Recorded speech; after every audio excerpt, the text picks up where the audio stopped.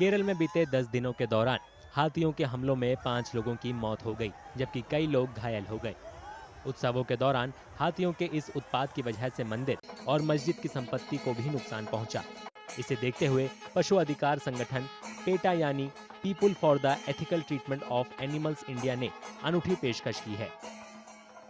PETA India ने प्रभावित मंदिरों और मस्जिदों को पत्र भेजकर यांत्रिक हाथी दान करने की पेशकश की है। हालांकि इसके लिए उसने शर्त भी रखी है।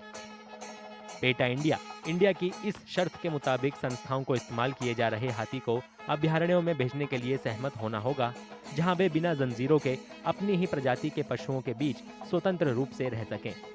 साथ ही इन संस्थाओं को संकल्प लेना होगा कि वे असली हाथी का फिर इस्तेमाल नहीं करेंगे।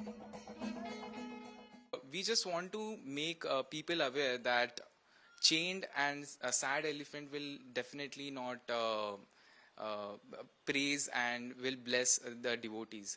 He will only curse.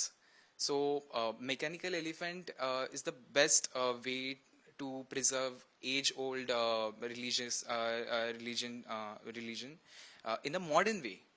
And at the same time we are ensuring that mechanical elephants that the real elephants are in their natural habitat with the happily living with their families.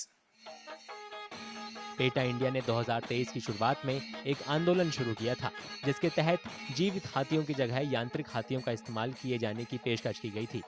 अब दक्षिण भारत के मंदिरों में कम से कम 13 यांत्रिक हाथियों का इस्तेमाल किया जा रहा है।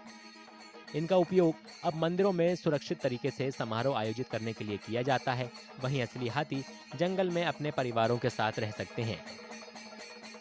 During the processions, when the elephants goes out of the temple and they circle out the temple premise, this activity is also possible with the help of mechanical elephant, as this mechanical elephant is based on the 4-wheel heavy drive. So the temple authorities and the devotees, they can push mechanical elephant in like very easily.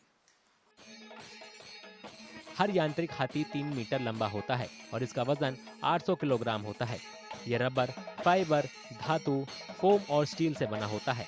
5 मोटरों की मदद से इनका संचालन किया जाता है। यांत्रिक हाथी देखने में बिल्कुल असली हाथी जैसा ही होता है। ये अपना सिर, अपने कान, आंखें और अपनी पूंछ हिला सकता है।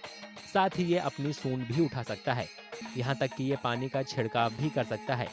लोग इस पर चढ़ सकते हैं और इसकी पीठ पर एक सीट लगाई जा सकती है।